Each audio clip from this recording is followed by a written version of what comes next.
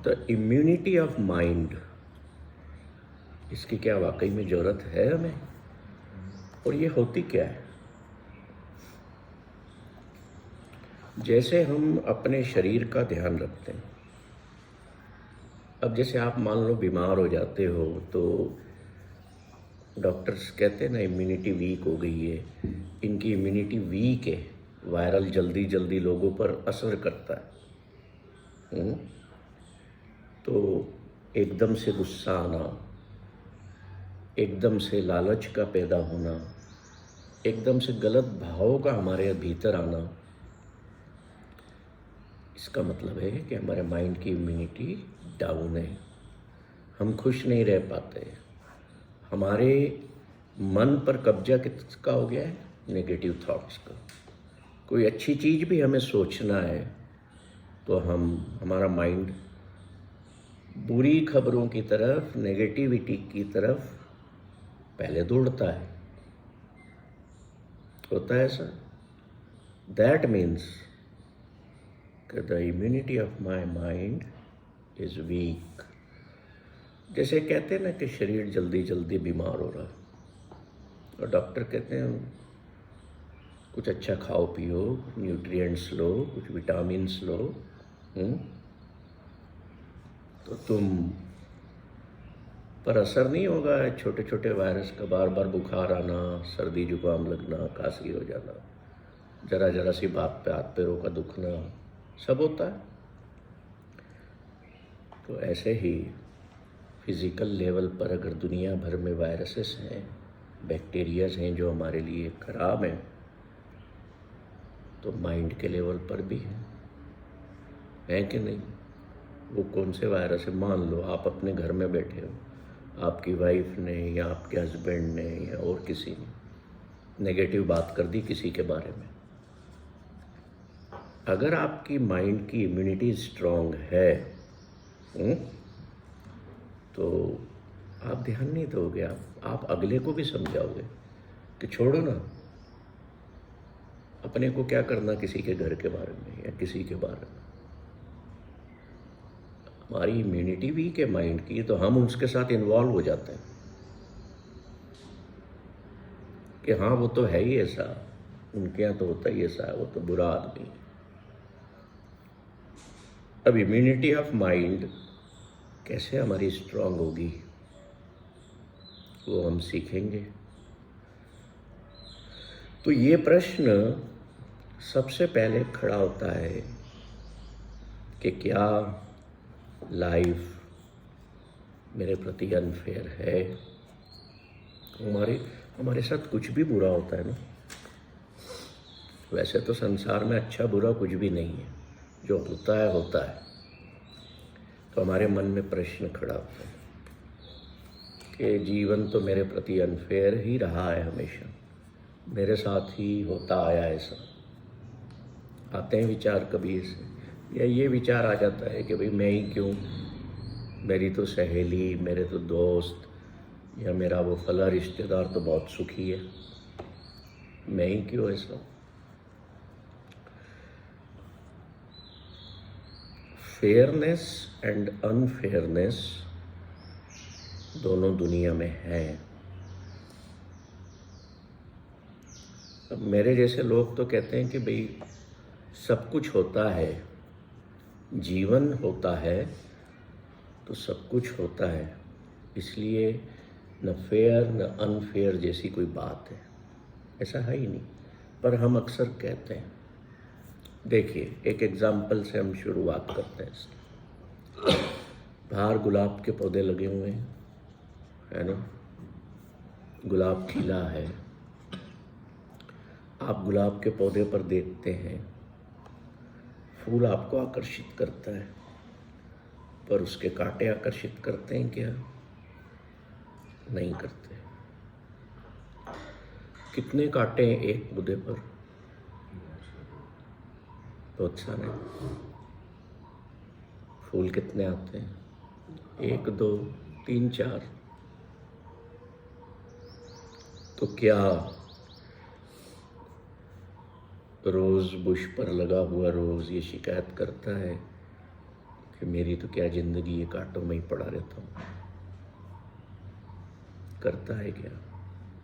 नहीं करता। तो हमको ये समझना है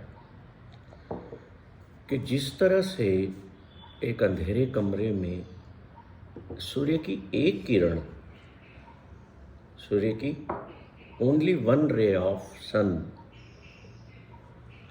पेनिट्रेट कर जाए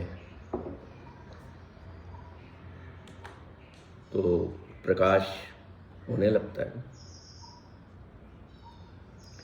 इसी तरह से अगर एक किरण जीवन की सच्चाई की हमारे माइंड में एंटर हो जाए, सिर्फ ओनली वन रे, वो रे होप की हो सकती है, वो किसी भी पॉजिटिव सेंस की हो सकती है। अगर हम इसको समझें तो मान लीजिए कोई हमारा अपना लव्ड वन आईसीयू में पड़ा हुआ है और तबीयत ज़्यादा ख़राब है, और एक दिन सुबह डॉक्टर आके बोलते हैं कि आज पहले से ठीक है। एक लाइन है ना, बोल दे डॉक्टर आके कि आज वो पहले से ठीक है, कुछ सुधार दिख रहा है, तो हमारे अंदर भीतर क्या क्या फीलिंग्स, क्या जनरेट होता है? समझ रहे हो, फील कर रहे हो उस चीज़ को? एक रे ऑफ होप, एक पॉजिटिविटी आ जाती है, एनर्जी वापस आ जाती है कि अरे मुझे और कोशिश करना है। तो डार्कनेस में एक रे ऑफ होप, सूरज की एक किरण, केवल एक किरण किसी बारीक से छेद से आ रही हो, तो उस डार्कनेस में पड़े हुए व्यक्ति के लिए वो जीवनदायी हो जाती है। होती है कि नहीं होती? तो गुरु नानक कहते हैं कि अगर आपके जीवन में, आपके मन में अंधकार ही अंधकार है, तो आपके जीवन में वो एक रे ऑफ होप, एक रे ऑफ सनलाइट आपका गुरु ही दे सकता है। और वो गुरु कैसा होना चाहिए? वो गुरु ऐसा होना चाहिए कि जो निस्वार्थ हो, जिसको आपसे कोई अपेक्षाएं न हो, जो जीवन को समझता हो, जानता हो, जो समझा सकता हो कि भाई जो सत्य बोल दे। तो हमारे जीवन में, हमारे माइंड्स में स्पेशली, चूँकि हम माइंड की बात कर रहे हैं, चारों तरफ से हम नेगेटिविटी से घिरे हुए हैं। चाहे आप सुबह समाचार सुने, चाहे आप सुबह अखबार उठाएं, चाहे आप सुबह व्हाट्सएप देखें, नेगेटिविटी ही नेगेटिविटी। तो इतनी नेगेटिविटी में अपने मन को बचा करके रखना आसान तो नहीं है। इम्यूनिटी बढ़ाने का रास्ता क्या होता है? डॉक्टर कहता है घर का खाओ, मतलब बाहर की गंदगी मत खाओ। और मन के लिए घर का खाना मतलब मन की बात सुनना, मन की बात सुनना। और मन के लिए घर का फूड, वो स्वयं के भीतर उतरना शुरू करना, तो that food will energise you. देखो, आपको इम्यूनिटी ऑफ माइंड को इंक्रीज करने के लिए कोई दवाई नहीं है। खाने में तो आपको डॉक्टर मेडिसिन लिख देगा, सप्लीमेंट्स दे देगा विटामिन्स के और इसके, पर माइंड के लिए हमें क्या करना है? नेगेटिविटी को हटाना है, भीतर जो भरी हुई है। तो माइंड खाली होगा, उसमें स्पेस होगी, उसकी इम्यूनिटी इंक्रीज होना शुरू हो जाएगी। अब आप कहते हो कि life is unfair to me, existence is unfair to me, है ना? एक गुलाब के पौधे में 2-3 तो फूल होते हैं, बाकी तो कांटे कांटे ही हैं। ऐसे ही हमारा जीवन है। कांटे दिख रहे हैं आपको? पर क्या गुलाब ने खिलना बंद किया? अगर गुलाब या रोज़ की जो पेटल्स होती हैं उन पर कोई कांटा चुभ भी रहा है तो वो बड़ा शांति से प्यार से उस चुभन को महसूस कर रहा है, उसको कौन हटाएगा? हटाता है क्या कोई? दूसरा तो नहीं हटाता। उसकी चुभन तब खत्म होती है जब वो पूरी तरह से खिल करके मुरझाने लगता है। तो ऐसे ही हम इंसानों के जीवन में भी कोई कोई कांटा आ जाता है जो जीवन भर चुभता है। होता है कहीं ना कहीं दिल के कोने में वो बसा ही रहता है और याद आती है ना तो वो चुभन का अनुभव होता है। किसी की कोई बात ऐसी होगी, किसी अपने की, बाहर वाले की नहीं, बाहर वाले की तो आप यूं करके छोड़ देते हो, अरे पागल। अपने की तो वो कांटा कब खत्म होगा? वो नहीं निकल पाता भीतर से, किसने मेरे को ऐसा बोला था। इसलिए कहते हैं कि जीवन में क्यों एक ही फूल का नाम लिया जाता है कि गुलाब की तरह खिलो। कभी गुलाब के पौधे को निहारोगे ना तो उसमें जीवन की सारी processes, plus and minuses, positivities और नेगेटिविटीज सारी दिख जाएंगी।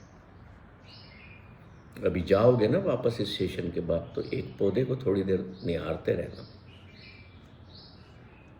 हम अपने जीवन में सुधार प्रकृति से ही ला सकते हैं। Every example is there in the nature to get heeled.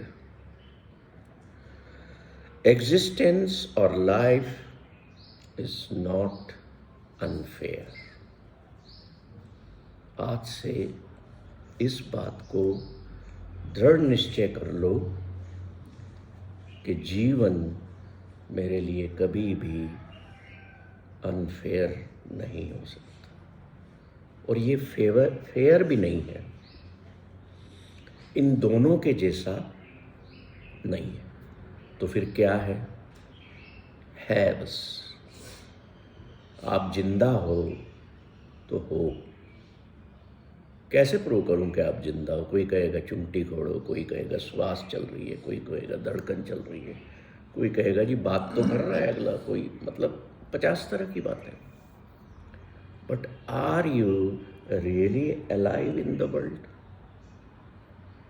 इसका मतलब ये होता है कि क्या हम अवेयर्ड हैं, क्या हम जाग रहे हैं, हम जागृत अवस्था में हैं जी, तब वाकई में आप जिंदा हो। नहीं तो कहते न चलती फिरती लाश है। श्वास तो उसकी भी चल रही है कि नहीं चल रही? कहते थे हम चलती फिरती लाश, तो हमें चलती फिरती लाश नहीं बनना। We have to get awared all the times. और अवेयरनेस माइंड की इम्यूनिटी को बढ़ाती है। हमें फिर कहना क्या चाहिए कि लाइफ इज और एग्जिस्टेंस इज सो मिस्टेरियस। ये रहस्य से भरा हुआ है, ये चमत्कारिक है, ये चमत्कार ही है, ये रहस्य ही है कि गुलाब का फूल इतने सारे कांटों में। फूलों का राजा कहते हैं ना उसको, द किंग ऑफ फ्लावर्स। क्यों कहते हैं? इसलिए कहते हैं कि जो कांटों में भी खिले, जो दुनिया के, जो इंसान दुनिया की तकलीफ़ों में, एडवर्सिटीज़ में, डिफ़िकल्टीज़ में भी ब्लूम हो करके निकलता है, ही और she is the real king in the world. वो नहीं जो राज कर रहा है या जो पैसे वाला है। बादशाह वो है। फूलों का बादशाह गुलाब क्यों है? क्योंकि ढेरों कांटों में होने के बावजूद भी वो खिला हुआ है। हम नेचर से समझे या हम इतने पॉजिटिविटी के साथ हों कि हम ये कह सकें हमारे जीवन में आने वाली समस्याएं या एडवर्सिटीज़ के दौरान हम कह सकें मैं क्यों मुरझा रहा हूँ, मेरी माइंड की इम्यूनिटी इतनी स्ट्रांग हो कि मैं क्यों मुरझा रहा हूँ, देख गुलाब भी तो खिला है ना कांटों में। तो मुझे खिलने से कौन रोक सकता है? ये जब हमारी, अच्छा फिर वो क्या है, फूल खिलता है गुलाब का तो वो कांटों से लड़ता नहीं है, वो अपना काम कर रहा है। इस प्रोसेस को समझना, कली निकली वो खिल रहा है, कोई असर नहीं है उसको कि मेरे आसपास कांटे हैं। क्यों? क्योंकि that rose knows, that rose has accepted कि इन कांटों में ही खिलना है। आप देखिए जंगली झाड़ियाँ कई जगह लगी रहती हैं, भयानक तीखे कांटे होते हैं। मैं आपको भी एक फ़ोटो भी दिखाऊंगा जो मैंने खींचे थे कांटों में, और इतना सुंदर छोटे छोटे लाल और पीले रंग के फूल। तोड़ने के लिए आदमी को अंदर हाथ डालना पड़ेगा, लहूलुहान हो जाएगा, कांटे चुभेंगे। पर उस फूल की खूबसूरती आप देख कर के निहाल हो जाएंगे कि क्या बात है। तो इससे हम ये सबक सीखते हैं कि हमारे जीवन में भी कष्ट आते हैं ना, तो हमारे माइंड की इम्यूनिटी इतनी स्ट्रांग होना चाहिए कि हम ये समझ लें कि हम थॉर्न के बीच में से, कांटों के बीच में से हम ब्लूम होना चाहते हैं, हमें होना है। मतलब मैं स्वीकार करता हूँ कि जीवन में अनफेयरनेस होगी, जहाँ फेयरनेस है वहाँ अनफेयरनेस भी है। दुनिया में दो ही चीज़ें होती हैं, दो चीज़ों से दुनिया बनी, अच्छा बुरा, ऊपर नीचे, ऐसे ही फेयरनेस अनफेयरनेस। आप कह सकते हो कि जीवन में या इस संसार में एक ही चीज़ से बना है ये, बताओ कौन सी चीज़ एक से बनी है? संसार जो बना है वो दो से ही बना है। रिलेटिविटी में ही आप जी रहे हैं। आप खुश कैसे होते हैं अभी? अरे यार मेरे पास तो ये चीज़ है, उसके पास नहीं है, मेरे पास है। क्या ये रिलेटिविटी है ना? दुखी क्यों होते हो? अरे मेरी वो जो मेरी सिस्टर इन लॉ है, बहुत पैसा है उनके पास, मेरे पास क्यों नहीं है? रिलेटिविटी में दुख आया। यूं आप दुखी नहीं है, समझना इसकी बारीकी। ये थॉट आने के पहले माइंड में क्या आप दुखी थे? नहीं थे ना? जब ये रिलेटिव थॉट आई तो आपके भीतर दुख पैदा हुआ। पर अगर माइंड स्ट्रांग होगा तो क्या होगा? ये थॉट आने पर आप हटा दोगे। आप जानते हो अपनी कैपेसिटीज़, अपनी कैपेबिलिटीज़, अपनी ताकत, हर चीज़ की आप समझते हो, मीन्स अवेयर्ड हो, तो दुख जनरेट नहीं होगा। उसके पास ये है तो है ना, ठीक है, नो इश्यूज। एक जीवन में तकिया कलाम अपना लो। तकिया कलाम समझते हो? हाँ, लिख लो इसको। कोई कुछ भी बोल रहा है, बोल दो हाँ ठीक है ना, देखते हैं ना। मेरे स्टील प्लांट में एक मैनेजर थे, कहीं से रिटायर्ड थे, तो मेरे यहाँ लग गए काम पर वो। तो मैं उनसे जब भी कुछ कहता, पहले तो मैं मेरे से उम्र में बहुत बड़े थे, मैं बैठाता कि आप बैठिए मैनेजर साहब, प्लांट में ये दिक्कत आ रही है या मटेरियल की क्वालिटी में ये दिक्कत आ रही है, तो भैया आप ये थोड़ा सा, ठीक है ना सर, हर बात पे ठीक है ना, हो जाएगा, देखते हैं। अब मैं सोचता यार ये बंदा प्रॉब्लम कैसे सॉर्ट करना है वो तो वो बात ही नहीं करता, डिस्कस ही नहीं करता, ठीक है ना, बड़े प्यार से बोलता, इतना प्यार से बोलता कि आप रिएक्ट ही नहीं कर सकते। और देखिए उसकी पॉजिटिविटी। ठीक है ना, मैं देख लेता हूँ, क्यों नहीं होगा, और वो कर देता। मतलब क्या है इसका? इसका मतलब ये है कि भीतर पॉजिटिविटी है, क्यों नहीं हो सकता? कोशिश तो करूं मैं। तो कोशिश, वो विल पावर कौन बढ़ाएगा? अगर हम जीवन में ये बात अपने मन से निकाल दें कि there is something happening in my favour और नॉट, इट इज हैपनिंग, दुनिया के किसी भी कोने में हो रहा है तो यहाँ भी हो सकता है, और नहीं भी हो रहा है तो चलो मैं तो कोशिश करूं। तो गुलाब का पौधा जानता, फूल जानता है, मेरी प्रकृति, मेरी पैदाइश इसी माहौल में है, एक्सेप्टेंस। तो खिल रहा है, खूबसूरती दे रहा है, अट्रैक्ट कर रहा है, पक्षियों को भी, तितलियों को भी, इंसानों को भी। अब आप मुझे बताओ, आप में गुलाब के कितने गुण हैं कि आप दूसरे लोगों को अट्रैक्ट कर सको? है? आप सड़क पे से निकल रहे हो, कोई व्यक्ति आपको देखे और कहे अरे वो भाई साहब जा रहे हैं या वो मैडम जा रही है, मैं रोकूं, थोड़ी देर बात कर लूं। क्या हमने अपने अंदर वो गुण बढ़ाए हैं? आज से हम वो तरीका शुरू कर रहे हैं, ये पर्ची के माध्यम से, कि हम वो चीज़ें निकालें भीतर से जो मैं सालों से सोचता आया हूँ अपने भीतर कहीं ना कहीं कि ये मेरे को ऐसा नहीं होना चाहिए। गुस्सा करने के बाद क्या कभी कभी हम नहीं सोचते कि मैंने अपने बेटे पर ज़्यादा गुस्सा कर दिया, इतना करना नहीं था?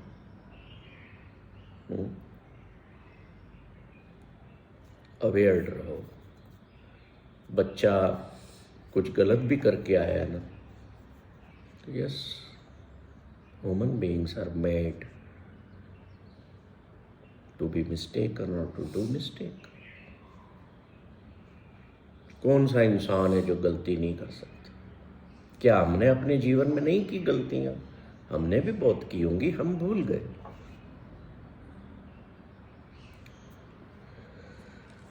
आप बच्चों से या अपने लिए बहुत सारी एक्सपेक्टेशंस रखते हैं, पूरी नहीं होती है तो ये भगवान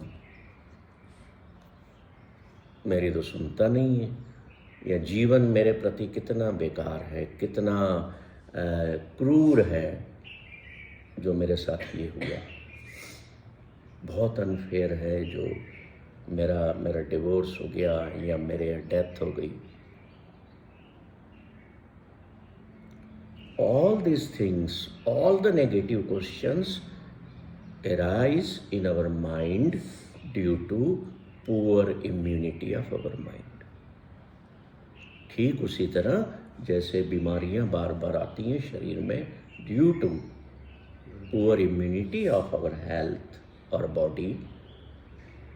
आप जब भी नेगेटिविटी को कैच करने लगें जीवन में, रुक जाना। क्या ना, मेरी माइंड की इम्यूनिटी इतनी वीक थोड़ी है कि मैं हर नेगेटिविटी को अंदर लेता जाऊं। I am strong.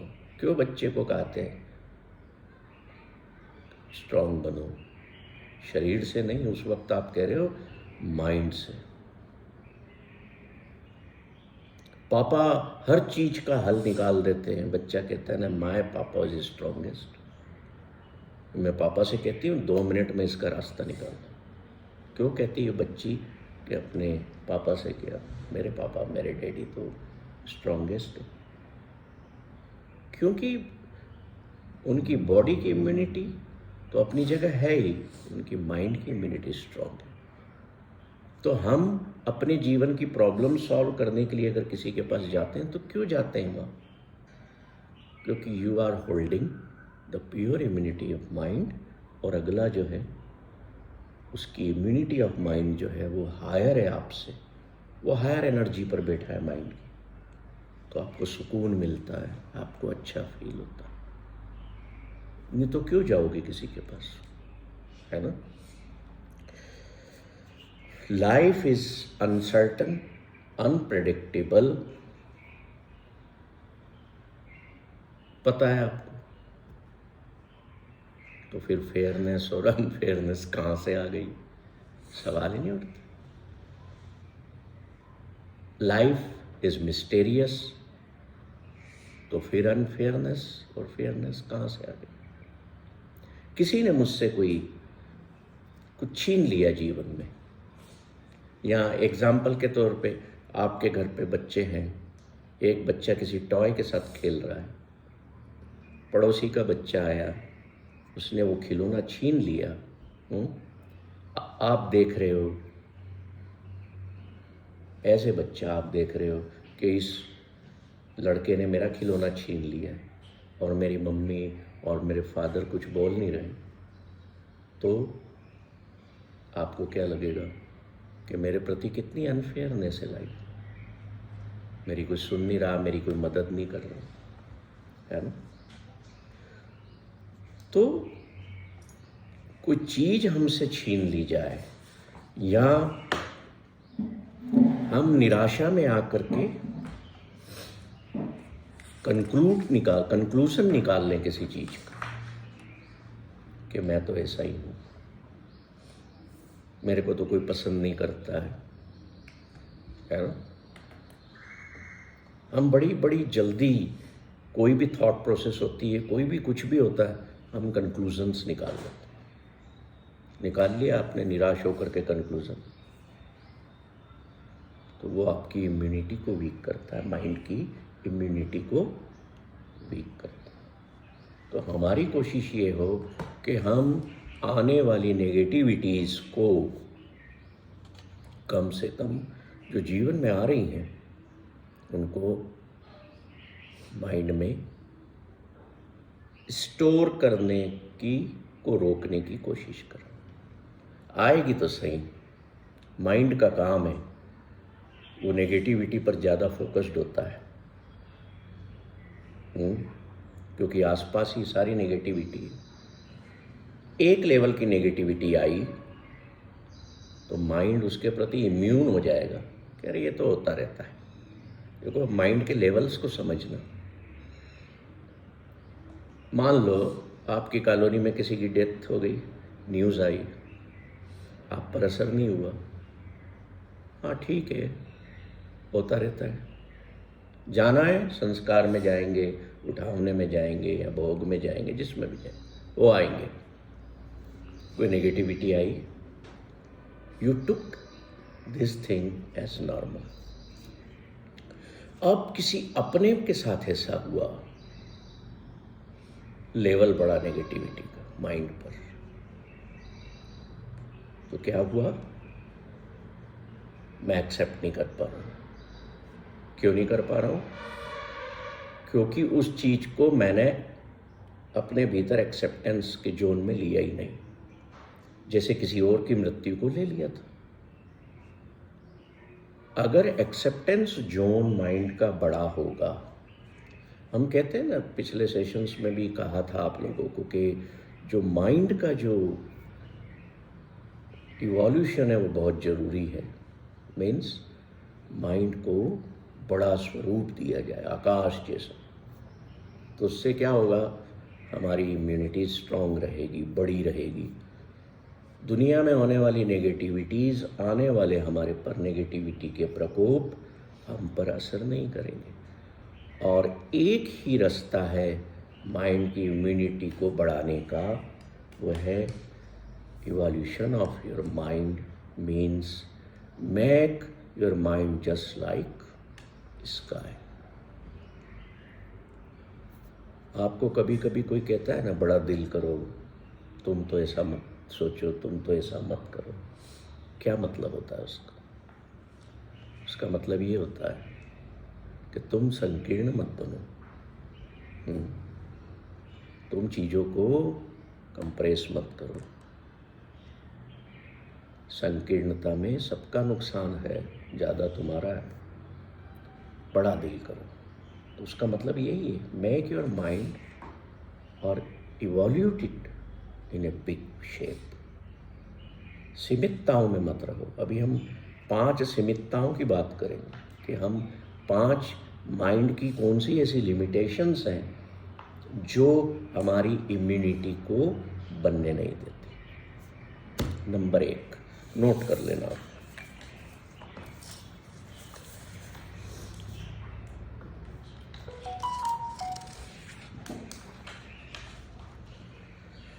पहली है,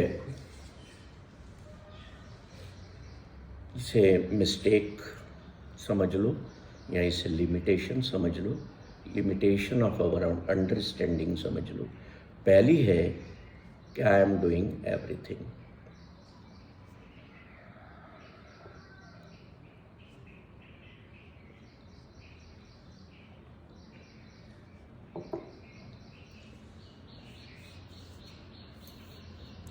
So first mistake notion is that I am doing something or I am doing everything. इसको एक एग्जाम्पल से हम समझें। जैसे आपके सामने फ्लावर पॉट पड़ा हुआ है ना? अभी तो इसमें फ्लावर्स तो नहीं है। अब ये गिर करके टूट गया फ्लावर पॉट, तो मैं आपसे पूछूं कि आप क्यों दुखी हो रहे हो भाई? क्यों दुखी होते हो बताइए? आपके घर पर बहुत सुंदर फ्लावर पॉट है, उसमें फ्लावर्स आपने लगाए हैं और वो टूट करके, मान लो मेड से ही टूट करके गिर गया। वो सफाई कर रही थी, गिर गया। अब आप उस पर गुस्सा भी हो रहे हो और आप दुखी भी बहुत हो रहे हो। क्यों हो रहे हो? क्या मन में विचार आया? लगाव था फ्लावर पॉट से। लगाव था। क्यों था? क्योंकि आपको पसंद था। पसंद क्यों था? क्योंकि आप उसको कहीं से देख के चूज करके लाए थे, क्योंकि उसको अपना बना के लाए थे। अपना बना के लाए थे, सुंदर देखने के लिए। और रोज पानी देते थे उसको, रोज आप उसको रोज देखते थे, कनेक्शन उससे कनेक्टिविटी बन गई थी उससे। पर एक बात बताओ, फ्लावर पॉट आप लाए, क्या आपने बनाया? नहीं। उसमें आपने फूल लाके लगाए। फूल कहाँ से लाए? अपने आप नेचुरल गार्डन से तोड़े, प्लग किए होंगे। क्या वो फूल आपने बनाए थे? नहीं। जल डाला? क्या जल आपकी निर्मित थी? मिट्टी डाली, मिट्टी में लगाए, या जो भी किया, आपका क्या था? कुछ था आपका? यही पहली मिस्टेक है। ये मिस्टेकन नोशन है कि आई एम डूइंग समथिंग और आई एम डूइंग एवरीथिंग। अरे भाई, आपने तो एक कर्म किया ना, सिर्फ बनाया तो नहीं ना आपने। आपने एक कर्म किया। You were not the manufacturer. आपके अंदर भीतर इच्छा पैदा हुई, आपको बहुत अच्छा लगा, आप पैसा दे करके ले आए, पैसा दे करके लाए बदले में, और वो किसी और से गिर करके टूट गया। जब न आप उसके निर्माता थे, न आप फूल के निर्माता थे, फिर आप कहो कि साहब मैंने बनाया तो, सजाया तो मैंने था ना। अब सजाने पर आते हैं हम, समझना थोड़ी सी बारीकी है। हम सजाने पे आते हैं। अब आप चल करके गए बाजार फ्लावर पॉट खरीदने, पैर किसने दिए? आपने पैर बनाए, हाथों से फूल तोड़े, वो हाथ किसके थे? किसने बनाए थे? आपने बनाए क्या? फिर चल करके वापस आया, आपने उसमें डाला, बुद्धि थी, बुद्धि लगाई ना कि नहीं लगाई? वो बुद्धि किसने दी? भाई साहब, आप टोटल उधार में हो इस जीवन में। कुछ भी तो नहीं मैंने किया। मैं कैसे कह सकता हूं कि यह हाथ मेरे हैं या बुद्धि मेरे द्वारा उत्पत्ति हुई उसकी, या मेरे पैरों की उत्पत्ति मेरे द्वारा हुई? मेरे द्वारा तो कुछ भी नहीं हुआ। न मैं सृजनहार हूं, न मैं करता हूं। कोई करवा रहा है, वो अलग बात है। आपने कह दिया, मेरी माँ ने बोला बेटा गुलदस्ता सजा, गेस्ट आ रहे हैं, टूट करके गिर गया। फूल 4 दिन बाद 5 दिन बाद उस फ्लावर पॉट में मुरझा गए। किसने मुरझाया? आपने? नहीं, निकाल के आपने क्या करा? प्लग करके फेंक दिए। निकाल के फेंक दिए कचरे के डब्बे में। किसने निकलवा है? बुद्धि ने। बुद्धि आप तो नहीं हो। हम इन्फिनीट को फाइनाइट में ले आते हैं। जैसे ये ग्लास का जो कैपेसिटी है पानी की, एक फाइनाइट कैपेसिटी है ना। हमने क्या करा इसको? समुंदर में से या नदी में से जो इनफाइनाइट है उसमें से फाइनाइट में कर दिया। अब ये टूट पर गिर गया तो पानी तो जो अपने सोर्स में है उसमें चला गया, जमीन में, मिट्टी में, जहाँ से पैदा हुआ। कांच के टुकड़े भी वहीं से आए थे, वो उसमें चला गया। पर रो कौन रहा है? दुखी कौन हो रहा है? मैं। न इसको फर्क पड़ा, न पानी को फर्क पड़ा, न उन फूलों को फर्क पड़ा, किसी को फर्क नहीं पड़ा। कहीं दुख जनरेट नहीं हुआ, पर यहाँ हुआ। तो मेरी जो माइंड की इम्यूनिटी है उसको कमजोर करने वाला कौन हुआ? लगाव। और वो लगाव कहाँ से आया? वो कहाँ से पैदा हुआ? मैं सब करता हूँ, मैंने किया था, तुमने तोड़ दिया। अब आपको पता है उस मेड ने उस गुलदस्ते को तोड़ दिया तो आप क्या रिएक्ट करते हो? मैं उसको नहीं बोलूँगा। मेरा बेटा दूसरे दिन नई कार ली, तो क्या है, अगले ही दिन, अभी नंबर भी नहीं आया, what should be my reaction?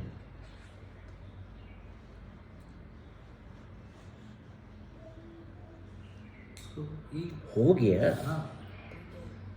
मैं गलत वे में रिएक्ट करके अगला डर के मारा मेरे सामने नहीं आ रहा, घर के अंदर नहीं आ रहा।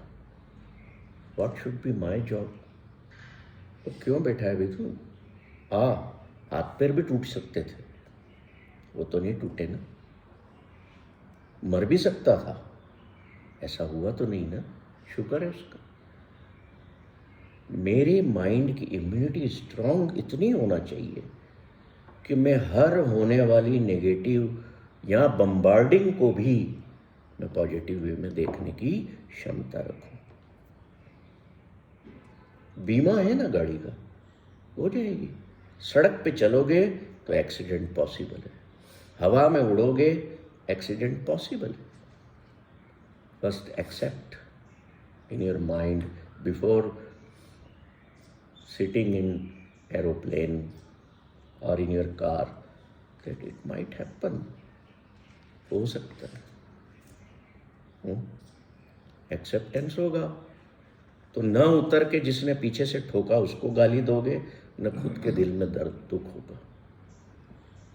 तो ये भाव, पहला जो मिस्टेकन नोशन हमारे भीतर है कि आई एम डूइंग एवरीथिंग, हटा दो। न तो मैं मेरे पैरों का मालिक हूं, न मेरे हाथों का मालिक हूं। मैं बोल रहा हूं तो मुझे नहीं पता कौन बुलवा रहा। This is surrender. जब आप सरेंडर हो जाते हैं ना, इम्यूनिटी इतनी तगड़ी हो जाती है। क्यों?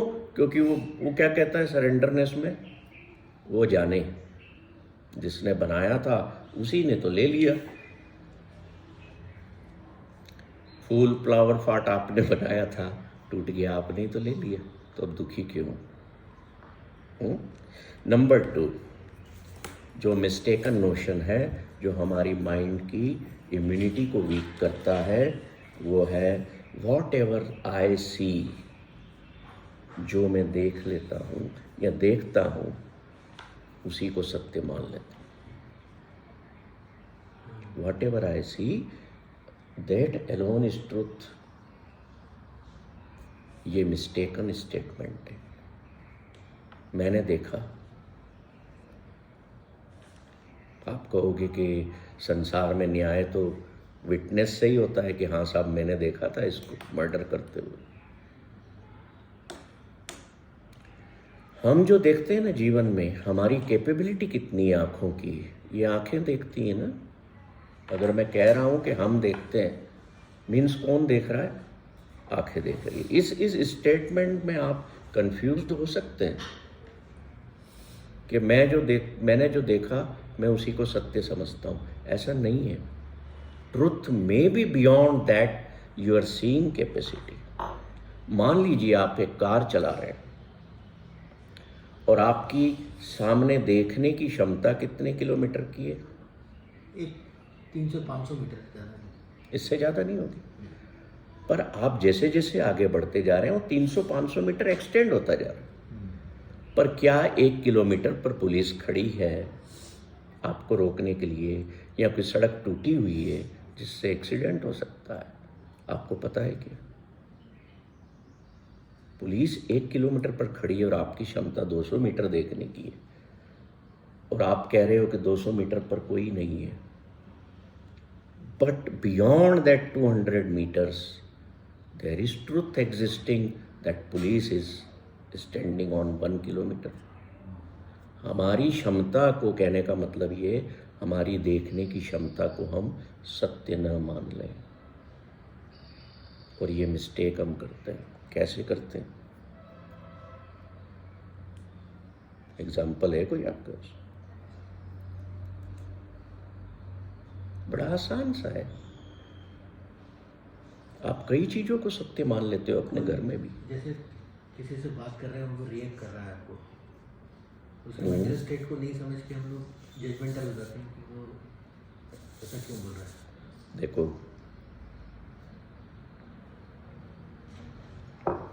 आपके घर में भगवान की मूर्ति है, पूजा करते हो। अब सिर्फ आप उसी में अगर भगवान को देख रहे हो तो आर यू करेक्ट और रॉन्ग? बताइए। ईश्वर तो हर जगह है ना, सभी में।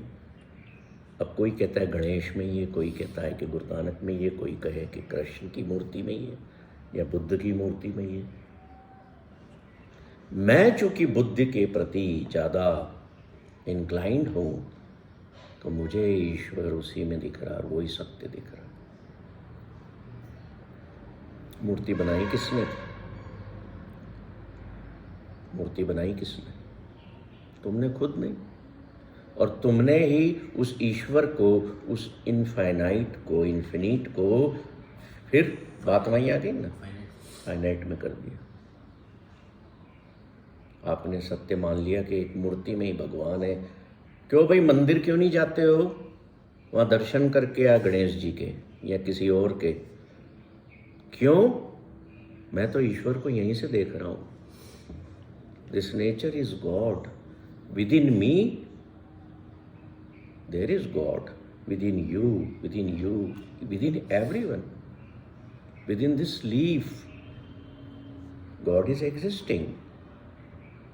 मैं एक मूर्ति में ही क्यों मान लूँगा, या मैं किसी एक पोथी में ही क्यों मान लूँगा, या मैं किसी एक व्यक्ति में ही क्यों मान लूँगा? मेरी आँखें जितनी देख सकती हैं वो सत्य नहीं हो सकता हमेशा, कहीं कहीं हो सकता है, बट मेजरली हम उसको सत्य मान लेते हैं कि मैंने तो ऐसा देखा था। किसी के मन को आप पढ़ नहीं सकते। यहाँ बैठे हो आप, मैं आपको कहूँ ये भाई साहब के लॉकर में क्या क्या पड़ा है बताओ, बैंक लॉकर में, है ना।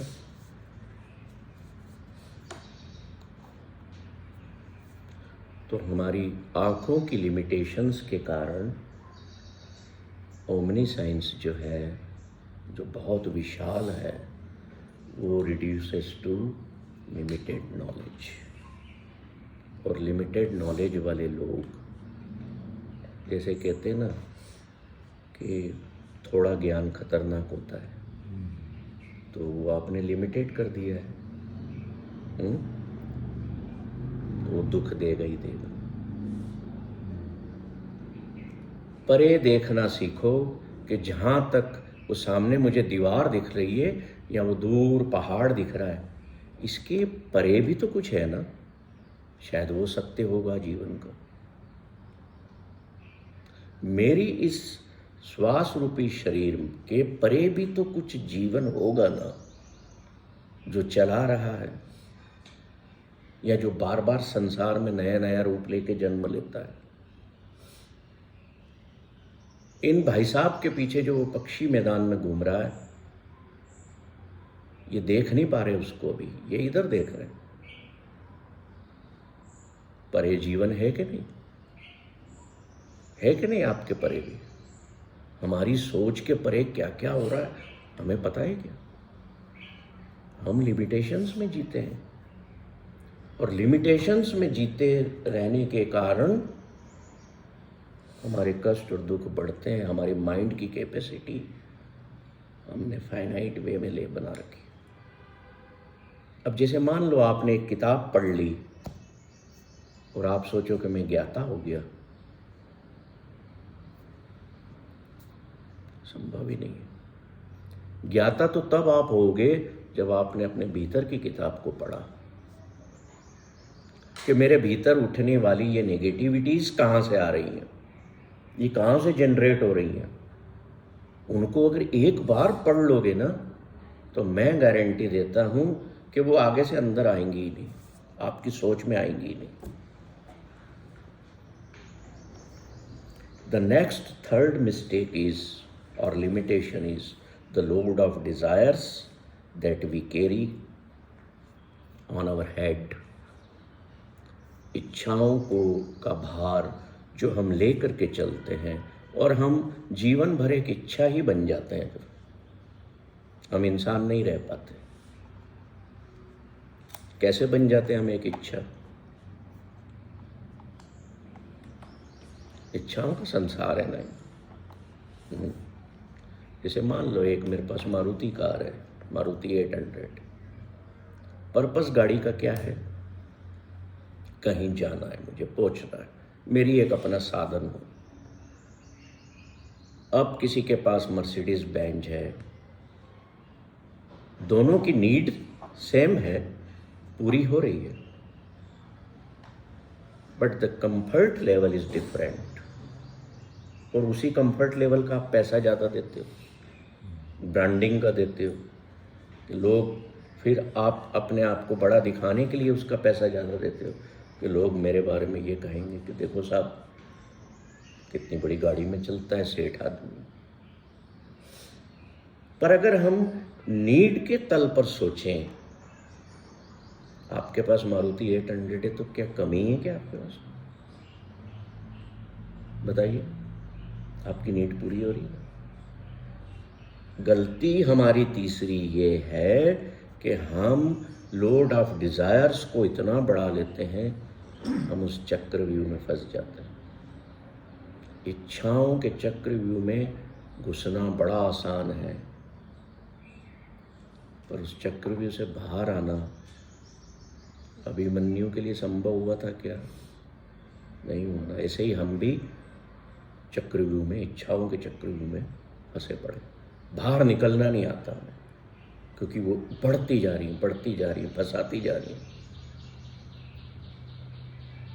ये जो तीसरी मिस्टेक है, ये द लोड ऑफ डिजायर्स जो हैं, इनको हम रखें अपने भीतर। डिजायर के बगैर तो देखो अगर इच्छा नहीं होगी तो हम चल नहीं पाएंगे। आप इतनी दूर से आए यहाँ पर, भीतर इच्छा थी ना कि मुझे कुछ समझना है भाई। इच्छा ही हमें सब तरफ ले जाती है, सारे काम करवाती है। पर इच्छाएं नीड के तल पर हों तो नेगेटिविटी से बचेंगे। अच्छा, वांट्स के तल पर हमारी इच्छाएं क्या करती हैं? हमें कंफर्टनेस तो देती हैं, पर एक चीज याद रखना, नोट करना कि comfortness is directly proportional to suffering. जितनी कंफर्टनेस में हम जाएंगे उतनी सफरिंग आपकी बढ़ेगी। माइंड के लेवल की बात कर रहा हूँ। शरीर को तो आराम उतना ज़्यादा मिलेगा, बड़ा मज़ा आएगा गद्देदार पलंग पे शरीर को, पर जो माइंड का तल है उसमें दुख क्रिएट होंगे, उसमें दुख बढ़ेंगे। वो अब दुख कौन कौन से होते हैं हम उनको कभी डिस्कस फिर आगे करें। चौथा जो लिमिटेशन है वो है प्रिंसिपल ऑफ टाइम, काल। टाइम को काल कहते हैं, है ना। काल के प्रति हम लिमिटेड नॉलेज रखते हैं। आप टाइम को डिफाइन कर सकते हैं क्या? टाइम को ये नहीं कि अभी 9 बजी है, ऐसा नहीं। टाइम को केवल हम डिफाइन कैसे करते हैं? हम एक सीक्वेंस बनाते हैं कि भाई कल ये हुआ था, फिर हमने उसमें ये मॉडिफिकेशन किया, फिर हमने उसमें ऐसा चेंज किया, आज ये है। जैसे एक छोटा सा कली निकली पौधे पे, आपने देखी, वो फूल बनी, फिर वो फल बनी, वो पका, पक करके ज़मीन पर गिर गया, आपने उठा के खा लिया तो वो मिट्टी में मिल गया। शरीर मिट्टी है ना। तो दूसरा रास्ता क्या हुआ? अगर वो पक के गिरा है, आपने न उठाया तो सड़ गया, सड़ के क्या हुआ? सूख करके मिट्टी में मिल गया। तो ये जो जर्नी होती है इससे समय पैदा होता है। Through sequence time is born. हम पास्ट, प्रेजेंट और फ्यूचर की बात करते हैं। अभी हम यहां बैठे हैं, आपका जो पास्ट है वो क्या हो गया? अब पास्ट में, अब उस पास्ट में आप जा नहीं सकते। आप इमेजिन करते हैं कि मेरे साथ ये हुआ था। इमेजिनेशन है। आप जा सकते हो क्या? कल में जा सकते हो क्या? इसी तरह फ्यूचर को लेके आप इमेजिन कर रहे हैं कि मेरे साथ ऐसा हो, मेरे साथ वैसा हो, या भय क्रिएट हो रहा है, अरे ऐसा ना हो जाए। आप फ्यूचर में जा सकते हो क्या? Where are you in present? इस पल में तो टाइम है ही नहीं। एक पल का सोचो, प्रेजेंट मोमेंट का टाइम कहाँ है? टाइम कैसे बना? आपके पास से होता हुआ प्रेजेंट में आया, आपकी सोचों में, सोच में फ्यूचर में गया। तो टाइम बॉर्न होता है। अब हमारे साथ दिक्कत पता है क्या है? हमारे साथ दिक्कत ये है कि हम टाइम को बड़े लिमिटेशन नॉलेज के साथ, लिमिटेड नॉलेज के साथ देख रहे हैं। कैसे? हमें पता ही नहीं है कि हमारे फ्यूचर के बियॉन्ड भी तो कुछ है, या हमारे पास्ट के पहले भी तो कुछ रहा होगा। ये ठीक वैसा ही है कि धरती पर मेरा जन्म होने के पहले भी संसार था, आज है, और मेरे जाने के बाद भी रहेगा। समय का नॉलेज लिमिटेड वे में मान लेना कि 9 से 10 की क्लास में मैं बैठूंगा, आप अपने आप को दुख देते हो। फिर घड़ी देखते हो 10 बज गई, सेशन ख़त्म नहीं हो रहा, मेरे को तो जाना। टाइम कहते हैं ना, time heals. No, time never heals. Time generate, thinking of time generate suffering in our mind. लिख लो, ये कोई बात बताएगा नहीं आप। दुनिया कहती है कि टाइम हील्स,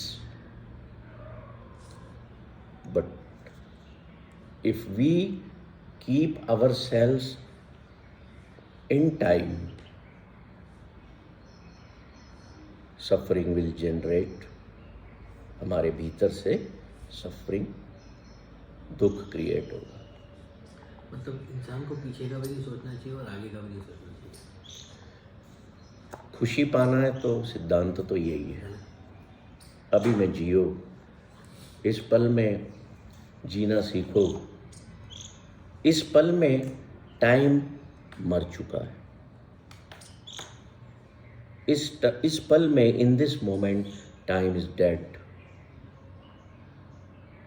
तो मेरा टाइम अनलिमिटेड में चला गया कि नहीं? शरीर मर जाता है तो लोग क्या कहते हैं? विलीन हो गया है पंच तत्वों में। क्यों कहा जाता है? इसीलिए कहा जाता है कि लिमिटेडनेस से अनलिमिटेडनेस में चला गया है, जिसमें से बना था। तो दुखी क्यों हो रहे हो? This is the way to understand how to increase the immunity of our mind. बहुत सारी चीजें हैं जो आगे मैं आपको सिखाऊंगा, पर लिमिटेडनेस के दायरे से हम बाहर निकले। जैसे आपका परिवार है, उसमें 4 लोग हैं, है ना, 5 लोग हैं। अगर आप उसी लिमिटेड दायरे में जीवन को जी रहे हो तो I guarantee you will be in suffering always. अब आप कहोगे नहीं साहब, हमारे साथ तो ऐसा नहीं है, मैं तो मेरी पत्नी मेरे बच्चों के साथ बहुत खुश हूँ, तो मैं ना कहाँ कर रहा हूँ? एग्जाम्पल के लिए, मेरे को कोई तकलीफ हो गई शारीरिक, मेरे घर में दुख फैल गया, परिवार के किसी सदस्य ने कहा अरे तुम दुख क्यों कर रहे हो, तुम घबरा क्यों रहे हो, ये तो वो पड़ोस में 4 मकान छोड़ के शर्मा जी रहते हैं ना, उनके यहाँ भी किसी को है। आपको एकदम से रिलीफ मिला। होता है कि नहीं ऐसा? दुनिया में बहुत सारे लोगों को ये प्रॉब्लम, आप क्यों परेशान हो रहे हो? रे ऑफ होप आती है कि नहीं आती? ये कहां से आ गई? क्या वो कष्ट कम हो गया? क्या जो विकार शरीर में पैदा हुआ, ये सुनने के बाद वो हील हो गया? क्या हील कौन हुआ? माइंड हील हुआ। और जब माइंड हील होगा तो वो प्रिपेयर हो जाएगा बॉडी को हील करने के लिए। Healing of body starts from healing of mind. तो इसलिए माइंड की जो इम्यूनिटी है वो स्ट्रांग होनी चाहिए। और 5वीं और आखिरी चीज जो लिमिटेशन है, बड़ा इंपॉर्टेंट है, इन चारों से मिल करके बना, इन चारों लिमिटेशन से, वो है नियति। नियति से क्या समझते हो? कोई इसको अंग्रेजी में डेस्टिनी कहता है, पर मैं उसको नियति का सही शब्द नहीं मानता। होनी बोल सकते हैं, होनी जो होना है वो होगा, मतलब नहीं, कह सकते हो आप, पता नहीं है। इसका कोई अंग्रेजी में शब्द ही नहीं है। जैसे आनंद का कोई शब्द नहीं है ना अंग्रेजी में, ब्लिस कह देते हैं, बट ब्लिस इज नॉट आनंद। ऐसे नियति जो है वो इन चारों लिमिटेशन से मिलकर हम क्रिएट करते हैं। मेरी नियति तो ऐसी है, इस मेरी नियति में यही लिखा है। लिखा नहीं है किसी ने, आपने 4 गलतियों से अपनी नियति को बना लिया। हम वर्किंग करते हैं अंडर किस किस के? पहली गलती क्या थी कि मैं सब कुछ करता हूँ। दूसरी गलती क्या थी कि मैं लोड ऑफ डिज़ायर्स को लेकर के बैठा हूँ। तीसरी गलती क्या थी कि मैं टाइम की संकीर्णता में जीवन को जीता हूँ। और एक और कौन सी थी? नंबर 2, हाँ, कि जो मेरी आंखें देखती हैं बस वही सच है। बस बोल रहे हो आप, बस वही सच है। ऐसा हो कैसे सकता है? तो इन चारों को मिला के जब हम प्रोसेस करते हैं माइंड में, तो हम आखिरी में कंक्लूजन क्या निकालते हैं? मेरी तो साहब नियति में यही लिखा हुआ है, कष्ट ही लिखे हुए हैं, दुख ही लिखा हुआ है। क्या करूं, कहाँ जाऊं, किसको बोलूं? भगवान भी मेरी सुनता नहीं, और जीवन जो है, जिंदगी मेरी, वो मेरे साथ अनफेयर करे जा रही है कि नहीं? तो when we start removing the weeds of negativity from our own mind, positivity increase होगी। पॉजिटिविटी होती क्या है? कुछ भी नहीं होता है। नेगेटिविटी को हटाना, नॉर्मल स्टेट में जीवन की आना, ये पॉजिटिविटी है। पॉजिटिव कुछ भी नहीं है दुनिया में। अच्छा बताओ क्या पॉजिटिव? बताओ। हम समझते हैं ऐसा कि अंधकार के कमरे में एक सूर्य की किरण का आना, वो समझाने के लिए है। पर एक बात बताइए भाई साहब, जीवन में अंधकार भी जरूरी है कि नहीं? कैसे सोओगे, कैसे आराम करोगे? अंधकार नहीं होगा तो दुनिया की, संसार की, प्रकृति की जो कई प्रोसेसेस हो रही हैं वो रुक जाएगी। अगर हमेशा प्रकाश ही प्रकाश होगा, दोनों जरूरी है। तो अगर आपको कभी जीवन में लगता है कि भाई मेरे साथ अनफेयर हो रहा है, तो त्वरित अपने माइंड को डायरेक्शन में, यार कभी फेयर भी तो हुआ था। Unfairness is darkness, fairness is, if fairness is light, तो भैया लाइट और डार्कनेस तो दोनों जीवन के लिए जरूरी है। मेरे शरीर का जो ग्रोथ है वो माँ के गर्भ में अंधेरे में ही तो हुआ। एक बीज कहाँ पे लगाते हो? मिट्टी के भीतर लगाते हो, तो क्या है वहाँ? अंधकार है। तो इसलिए अंधकार से क्यों डरें? अंधकार या darkness must be source of our growth.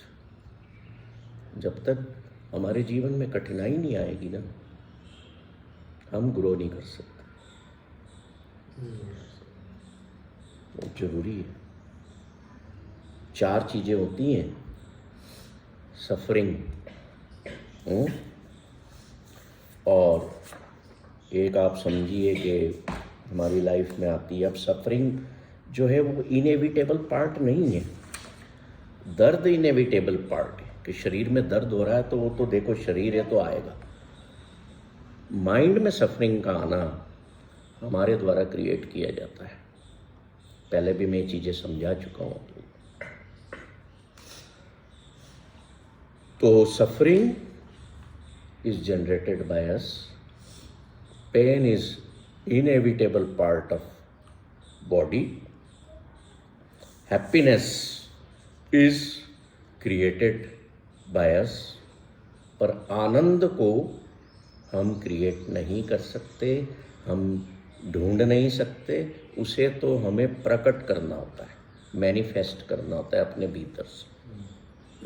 तो जो हैप्पीनेस शब्द है ना, ये भी एक तरह का, ये समझ लो कि गुड़ गोबर वाला है।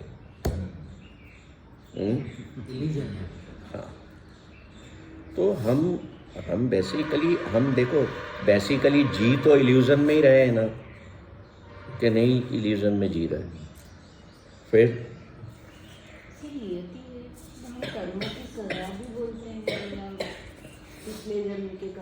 हाँ, वो जब हम कार्मिक थ्योरी पर बात करेंगे ना एक सेशन में, तब हम उसको समझेंगे, है ना। अभी मैं आपको एक इम्पॉर्टेंट पॉइंट देने वाला हूँ और उसके बाद में फिर आपके प्रश्न लेता हूँ।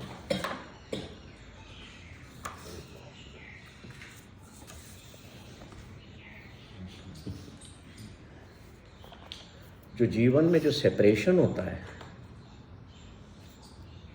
सेपरेशन जो है वो किसके द्वारा होता है? हम इंसानों, दो लोगों का अलग होना, है ना। मान लो पति पत्नी का, या माता पिता का बेटे से सेपरेशन होना। सेपरेशन भी कई तरह के होता है। बेटा बाहर पढ़ने जा रहा, या बाहर काम करने जा रहा है, या वो कह देता है घर पे कि मैं अलग रहूँगा। These are the creation of our own selves, हमारे डिसीजंस हैं। है। तो ये अब ये कहना कि मेरी नियति क्या है, मेरी नियति में यही लिखा था। मैंने तो बेटे को पाला, बड़ा किया, पढ़ाया लिखाया, शादी की, और अब देखो जी वो तो हमें छोड़ के चले गए। नियति मत बनाओ।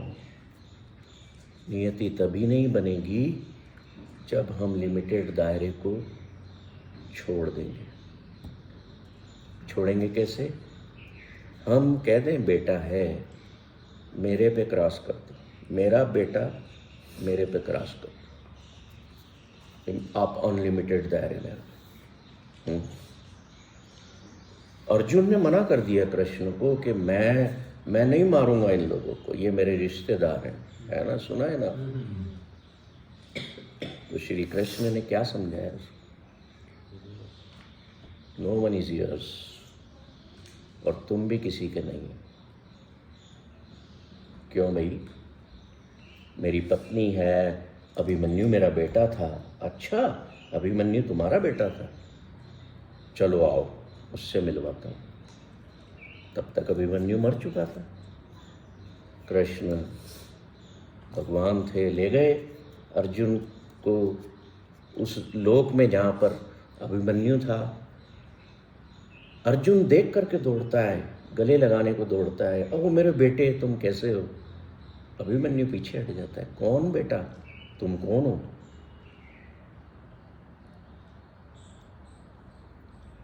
समझ लो। तो श्री कृष्ण क्या कहते हैं कि जीते जी जीवन में अपने संबंधों को भी ऐसे ही समझो ना। क्यों लिमिटेड दायरे में हो?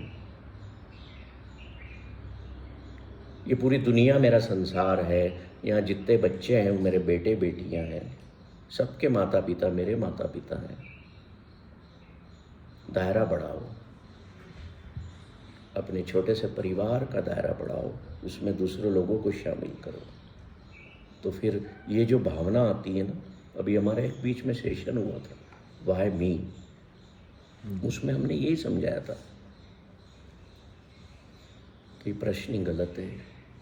जो जीवन की विविधताओं को, जो जीवन की या माइंड की ब्रॉडनेस को समझ लेता है, जो बड़े दायरे में आ जाता है, वो कभी भी ये क्वेश्चन नहीं करता कि हे गॉड मैं ही क्यों। अब आपको सांत्वना देने के लिए कई लोग बोल देते हैं, आप पर कष्ट बहुत आ रहे हैं जीवन में, बार बार आ रहे हैं, तो आपको लोग क्या बोलेंगे कि अरे you are special child of God, ईश्वर ने तुमको इन दुखों के लिए चुना है। अरे तो वो कहता है अरे ईश्वर ने मेरे को ही चुना, तो उसके अंदर अच्छी फीलिंग आने लगती। पर कभी ये सोचा कि हम ये कह करके कितना सत्य से परे जा रहे हैं। ईश्वर तो सुख का दाता है, दुख कैसे दे सकता है? ये तो हमारा जो कार्मिक चक्र है वो हमें सुख और दुख दे रहा है, हम ईश्वर को दोष कैसे दे सकते?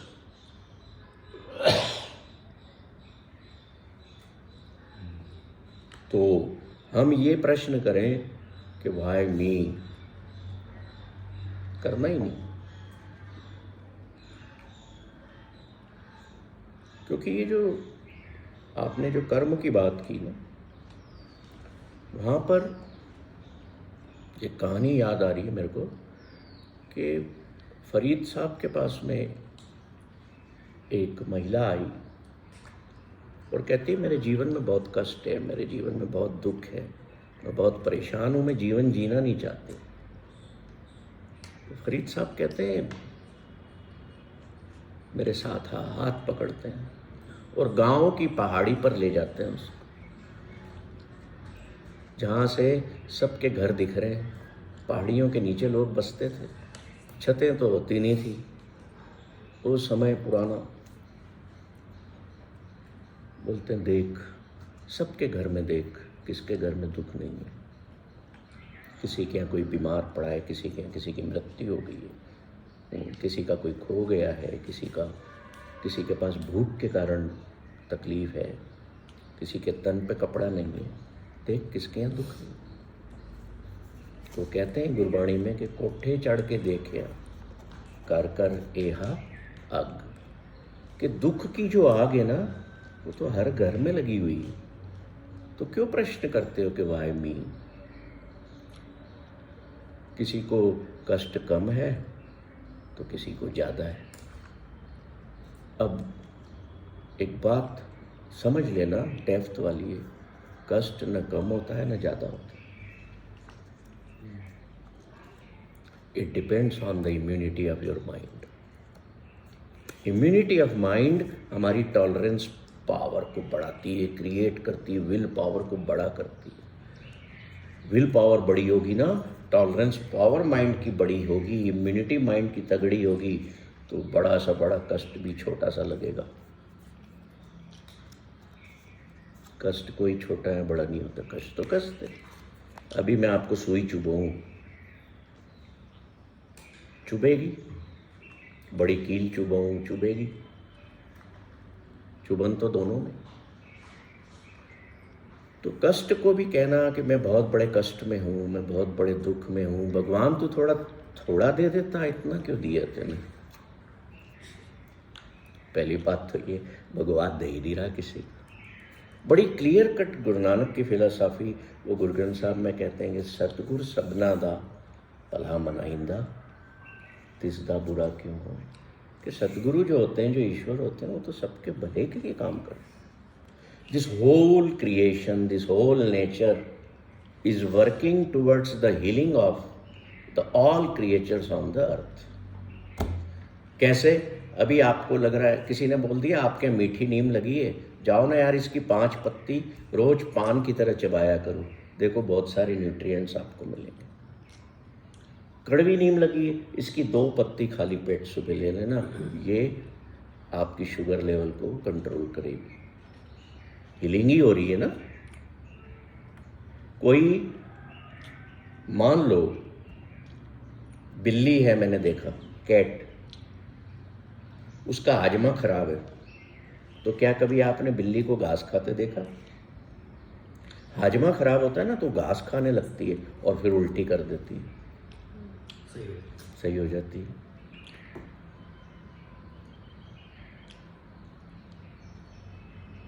हमें भूख लगी होती है, हम कुछ खाते हैं तो we feel good, that means we feel healed, energy create होती है। कौन प्रोवाइड कर रहा है? आप कहते हैं मैं कमाता हूँ, मैं कमा के लाता हूँ।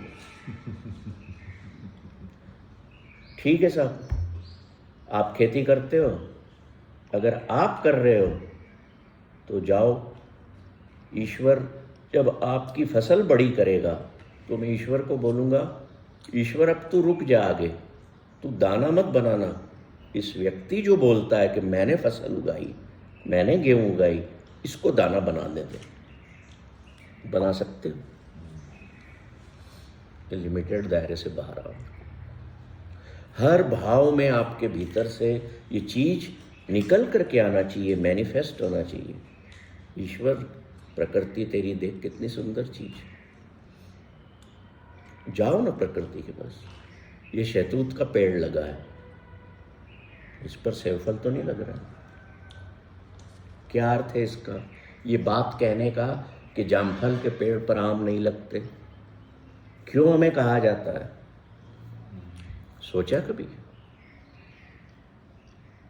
कि जैसा ईश्वर ने हमें निर्मित किया है, जिस काम के लिए किया है, हम वो ही फल दे सकते हैं। Very simple.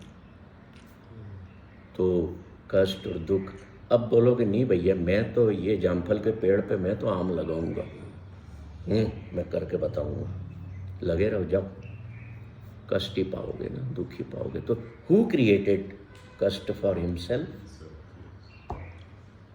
He created suffering for himself. तो माइंड की इम्यूनिटी के बढ़ाने के लिए जो आज का आखिरी फंडा दे रहा हूं वो ये है, flow with the life. Flow with the life.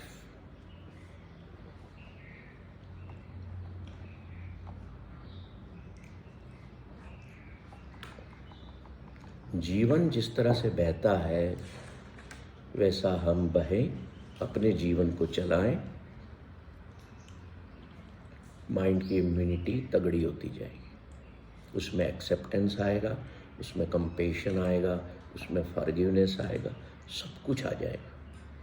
जो 5-6 गुण हमने शायद 1.5 साल पहले डिस्कस किए थे, है ना। तो हम इन चीज़ों को, आपने जो भी नोट्स बनाए हैं इनको समय निकाल करके रिपीट किया करोगे। कई लोगों को मैंने देखा, एक भाई साहब के यहाँ मैं परसों गया तो बोले गुरमीत जी मैं तो अब घर पे ही रहता हूँ, कहीं आता जाता नहीं हूँ। मैंने कहा क्या करते हो? फिल्में देखता रहता हूँ मोबाइल पे। आपको पता है मैंने बॉबी फिल्म 18 बार देख ली है। तो मैं बहुत अच्छा किया भैया। In this world we are here to pass the time, we are just passing the time. Time pass ही करने के लिए आए हैं, तो टाइम पास आपके हाथ में, जैसे मर्जी करो।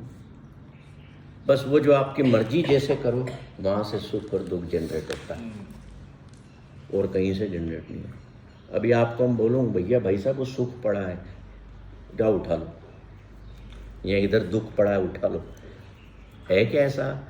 All these things, pleasures and pains are generated by our poor mind.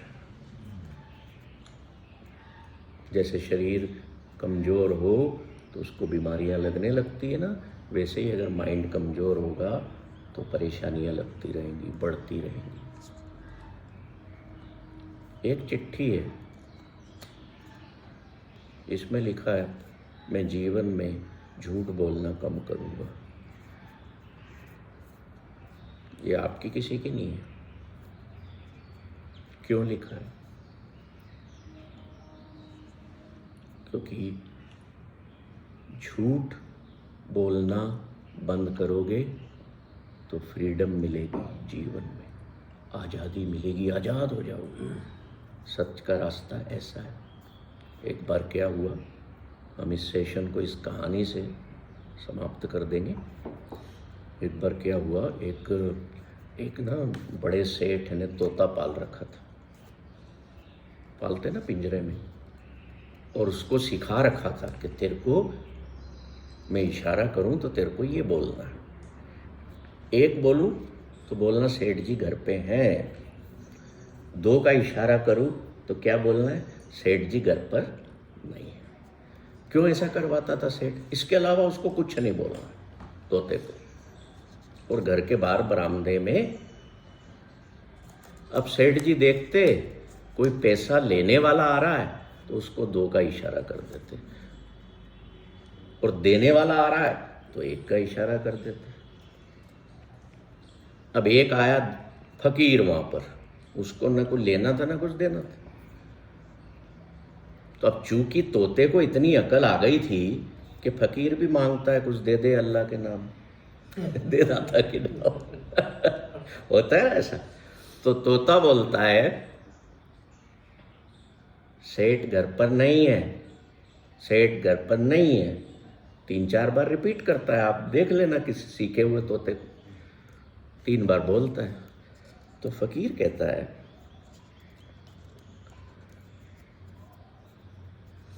झूठ बोलना बंद करो तो इंसान को आज़ादी मिलती है। झूठ बोलना बंद करो तो हम आज़ाद होते हैं। झूठ बोलना बंद करो तो हम आज़ाद होते हैं। अब तोते ने रिपीट करना चालू कर दिया, झूठ बोलना बंद करो तो हम आज़ाद होते हैं। देखिए, जो आदमी आपसे सीख सकता है ना, जो आदमी नहीं, जो पक्षी, उसमें कुछ विजडम तो है ना, विजडम पावर है उसमें, इसीलिए वो आपकी बात, आपके इशारे को समझ करके रिपीट करता है। तो फकीर बार बार बोल रहा है झूठ कैदी बनाता है, सच आज़ादी देता है। वो भी साथ में बोल रहा है झूठ कैदी बनाता है, सच आज़ादी देता। एकदम से रुक जाता है, उसको सोच आती है, यार मैं लोगों को झूठ बोलता हूँ इस सेठ के कारण, इसीलिए पिंजरे में पड़ा हूँ।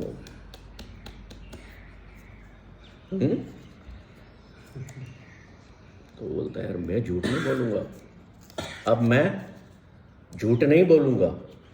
तो अगली बार जब कोई पैसे मांगने आता है तो सेठ इशारा करता है दो, तो पैरेट क्या बोलता है? सेठ जी घर पर हैं, सेठ जी घर पर हैं, सेठ जी घर पर हैं। एक बार ऐसा हुआ तो वो उसके बाद सेठ जी ने तोते को डांटा, मैंने तेरे को क्या सिखाया था? तोता चुप, क्योंकि उसने विजडम पा लिया जीवन का। अब अगली बार फिर कोई आया, पैसा मांगने आया, सेठ जी ने इशारा किया, तो सेठ जी घर पर हैं, सेठ जी घर पर हैं, सेठ जी को गुस्सा आया, उन्होंने खोला पिंजरा, पकड़ा, उसको बाहर निकाला। तो तोता उड़ता है और क्या बोलता जाता है? झूठ कैदी बनाता है, सच आज़ादी देता है। तो इस कहानी को समझना आपके जीवन में भी, मेरे जीवन में भी, हम सब के जीवन में लागू होती है कि कभी सच बोल के देखना, गलती अपनी भी हो ना, स्वयं की भी हो, तो भी मान के देखना कि हाँ ये मेरे से घर पे गलती हुई। देखो आप कितनी फ्रीडम अंदर से महसूस करोगे। और झूठ बोल दिया कि नहीं ये मैंने नहीं किया, आप भीतर ही भीतर सड़ते रहोगे, परेशान रहोगे कि मैंने मेरे घर वालों को झूठ तो बोला है पर मैं परेशान हूँ।